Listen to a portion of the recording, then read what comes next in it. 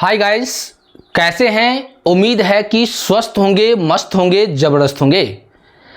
तो जैसा कि आप जानते हैं कि बिहार बोर्ड के द्वारा STT 2025 का नोटिफिकेशन जो है आपको हम लोग पिछले वीडियो हम आपको बताए हुए थे कि नोटिफिकेशन के माध्यम से नहीं आपको उसमें क्या क्या चीज़ के बारे में बताए थे जो पिछले वीडियो में दिए थे।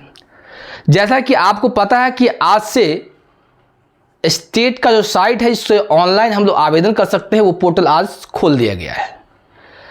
तो अब जो है कि पोर्टल जब खुला है तो उसमें कौन कौन से ऐसे डॉक्यूमेंट्स की बात होगा, क्या क्या इसमें बेसिक चीज़ है, किन किन बातों पर ध्यान देना होगा, इन सारे तमाम बातों को हम लोग आज इसी वीडियो में हम लोग समझने का प्रयास करेंगे। तो चलिए टाइम को वेस्ट ना करते हुए हम लोग आते हैं। तो आप जैसा कि देख रहे हैं कि बिहार विद्यालय परीक्षा समिति के द्वारा जो है STT कराया जा रहा है 2025 में। अब इसका जो है स्ट्रक्चर क्या है, संरचना क्या है, तो जैसा कि आप देख रहे हैं कि इसे बता रहा है संरचना में कि पात्रता परीक्षा के प्रश्न MCQ होंगे, यानी ये जो परीक्षा आपका होगा वह क्या होगा, MCQ होगा। यानी आपको 4 ऑप्शन दिया जाएगा, उसमें से आपको क्या करेगा, सेलेक्ट करके आंसर देना होगा। और यह एग्जाम जो होगा CBT मोड पे होगा, यानी कंप्यूटर बेस्ड एग्जामिनेशन होगा, नहीं ऑनलाइन एग्जाम होगा। उसके बाद यहाँ का प्रत्येक प्रश्न जो है 1 अंक के होंगे। कितने अंक के होंगे? 1 अंक के, एक क्वेश्चन 1 नंबर का। पिछले वीडियो हमको बताए हुए थे कि ये टोटल जो नंबर है कितने का होगा, हम आपको चर्चा भी किए थे कि यह 150 नंबर का एग्जामिनेशन होगा। इसमें जो है 100 नंबर जो है आपके अपने सब्जेक्ट से आएगा और 50 नंबर जो है जो शिक्षण कला जो होता है या दक्षता परीक्षा जो होता है उसके आधार पर 50 नंबर का होगा। उसके बाद यह है कि पेपर परीक्षा का विषय क्या है। अब देखिए STT जो होता है वह सीटेड की तरह नहीं होता है, नहीं कि सीटेड 1 to 5 वाला मैटर, ये सब नहीं है। इसमें 2 चीज़ होता है, पेपर 1 जो माध्यमिक होता है और पेपर 2 जो उच्च माध्यमिक होता है। बात समझ रहे? उसके बाद प्रश्न पत्र का जो पैटर्न है अभी जस्ट आपको बताया है कि विषय वस्तु 100 होगा, जिस आपका जो विषय है, आपका जो सब्जेक्ट है उससे 100 नंबर का होगा। उसका शिक्षण कला एवं अन्य दक्षता मतलब कितने नंबर का होगा, 50 नंबर का होगा। टोटल कितने मार्क्स का है, 150 मार्क का। अब बात है कि अर्हता की बात करेंगे कि ये फॉर्म कौन व्यक्ति भर सकते हैं, तो यहाँ हम क्लियर लिखे हैं आवेदक भारत का नागरिक होना चाहिए। मतलब STT का परीक्षा वही व्यक्ति दे सकता है जो भारत का नागरिक है। चलिए आगे हम लोग बात करते हैं कि उम्र की बात करते हैं, उम्र एवं छूट की बात करते हैं। तो इसमें जो इस फॉर्म को भरने के लिए मिनिमम एज जो चाहिए वह कितना वर्ष, 21 वर्ष कम से कम। उसके बाद अब जो एज बता रहे हैं, जो अनारक्षित पुरुष की बात बोले हैं या महिला की बात बोल रहे हैं, तो अनारक्षित मतलब जनरल की बात बोल रहे हैं, तो उसमें क्या है, पुरुष का 37 वर्ष और महिला कितना वर्ष, 40 वर्ष। पिछड़ा वर्ग यानी कि हम लोग BC की बात बोल रहे हैं, मेल या फीमेल दोनों कितना दिया है, 40 वर्ष दिया। अत्यंत पिछड़ा जिसको हम लोग EBC बोलते हैं, नहीं उसमें मेल और फीमेल कितना वर्ष, 40 वर्ष। उसके बाद अनुसूचित जाति या जनजाति जो भी दिया हुआ है, मेल फीमेल SC ST जो भी हो, नहीं उनको जो है कितना वर्ष दिया गया है, 42 वर्ष दिया है। और यह एज जो है इतना वर्ष कब होना चाहिए, 1/8/2025 तक ये होना चाहिए। मतलब अगस्त की बात बोल रहा है, अगस्त तक अगर आपको इससे या इससे कम है तो ठीक है, नहीं अगर इससे ज़्यादा है तो आप स्टेट एग्ज़ाम नहीं दे सकते हैं। बात समझ में आ रहा है? चलिए अब उत्तीर्ण की बात बोलते हैं कि पासिंग मार्क क्या है। तो पासिंग मार्क की बात बोलेंगे, समान की बात बोलेंगे, जनरल की बात बोल रहे हैं, चाहे वो महिला हो चाहे वो पुरुष समान की बात बोल रहे हैं, पुरुष की बात बता समझिए। तो पुरुष में कितना, 50%, यानी अगर 150 का एग्जामिनेशन है तो 75 नंबर आपको लाना होगा। किसमें, पुरुष की बात बोल रहे हैं। उसका पिछड़ा वर्ग में 45.5%, इसी 150 का।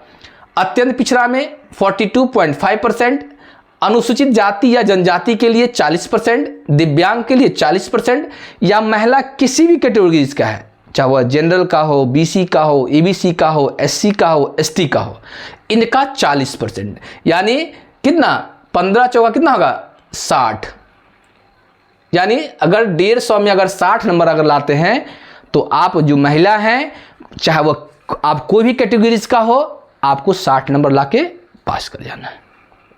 बात समझ रहे हैं? कोई दिक्कत? चलिए अब हम लोग बात करते हैं कि परीक्षा शुल्क की बात बोले कि आप जब फॉर्म भरिएगा तो किन व्यक्ति को कितना देना होगा। यहाँ क्लियर लिख दिए हैं कि सामान्य वर्ग, आर्थिक रूप से कमजोर सामान्य वर्ग, पिछड़ा वर्ग या अत्यंत पिछड़ा वर्ग।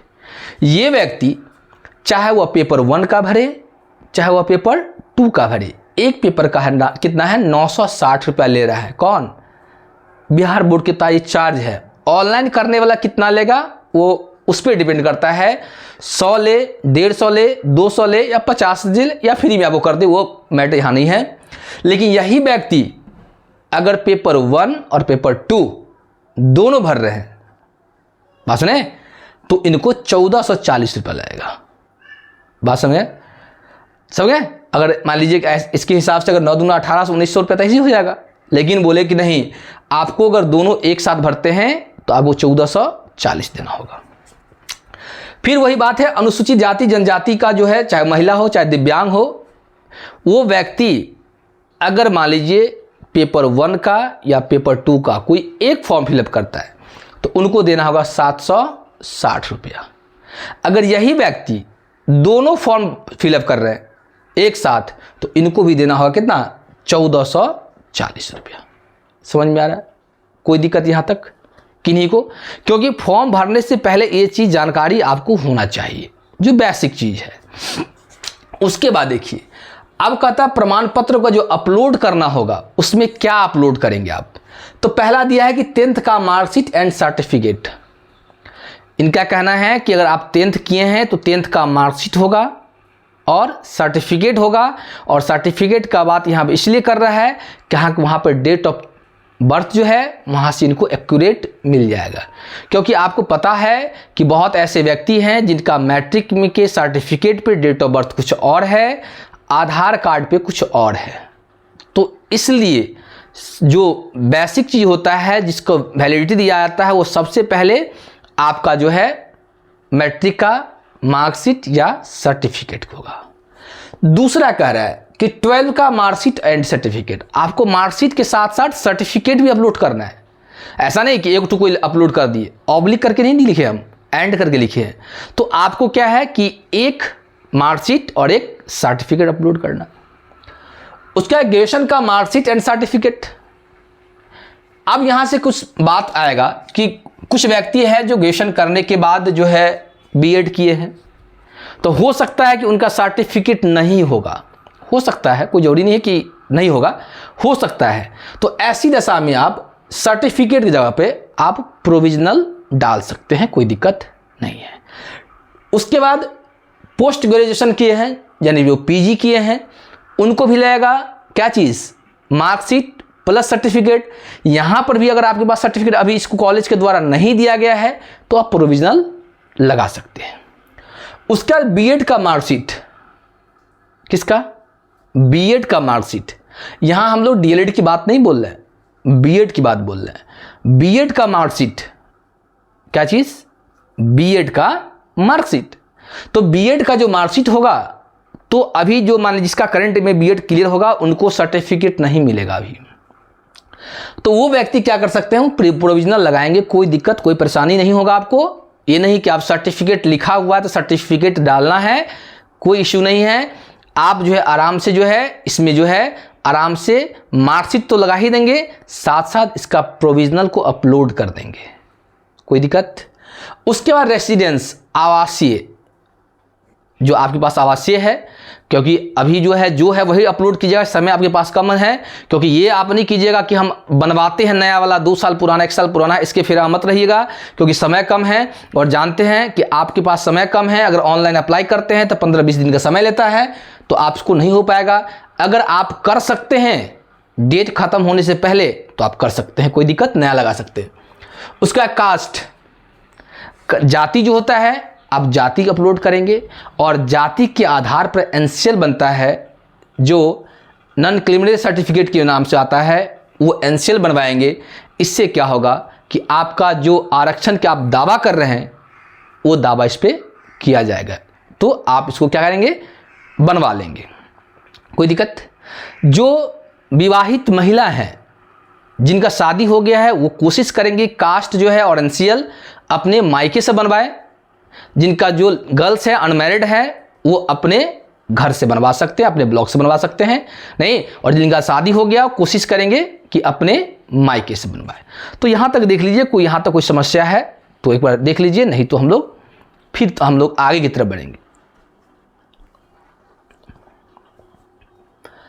कोई दिक्कत नहीं है। चलिए, इनका एक आदमी का कमेंट आ रहा है कि सर मान लीजिए कि अगर फॉर्म फिलअप करने में अगर मान लीजिए किसी प्रकार का अगर दिक्कत होता है तो क्या होगा। उससे घबराने की बात नहीं है। अगर फॉर्म फिलअप करते समय अगर कहीं प्रॉब्लम है तो आप देख के करेक्शन तो कर सकते, लेकिन सबमिट कर दिए, बात समझ रहे हैं, सबमिट कर दिए तब पता चला कि कहीं ना कहीं क्या है, मिस्टेक है, तो आप घबराइएगा नहीं। 1 दिन या 2 दिन के लिए वो पोर्टल खुलता है, साइट खुलता है और कहा जाता है कि जिनका जो है कहीं पे एरर है तो उसको आप करेक्शन कर सकते हैं। बशर्ते इस पर आपको कॉन्शियस रहना होगा, ध्यान देना होगा कि पोर्टल कब खुलता है, क्योंकि बोर्ड के माध्यम से, बिहार बोर्ड के माध्यम से, नोटिफिकेशन के माध्यम से या किसी के माध्यम से, लेटर के माध्यम से आपको बता दिया जाता है कि आपका जो किसी प्रकार का कोई त्रुटि है तो इसमें आप सुधार कर सकते हैं। तो ऐसे ही जानकारी के लिए आप चैनल अगर अच्छा लग रहा है तो आप चैनल को लाइक करें, सब्सक्राइब करें और एक दूसरे के साथ शेयर करते रहें। फिर भी अगर कोई समस्या है तो आप कमेंट बॉक्स में कमेंट कीजिए, हम उसका रिप्लाई जरूर करेंगे, नहीं, और आप आराम से तैयारी में लग जाइए क्योंकि समय कम है और इसी के आधार पर आपको TRE भी देना है, तो इसमें भी लगे रहिए और TRE के साथ दोनों एक साथ में आप चलते रहिए। तो आज का हम इस टॉपिक को यहीं पे एंड करते हैं। जय हिंद, जय भारत।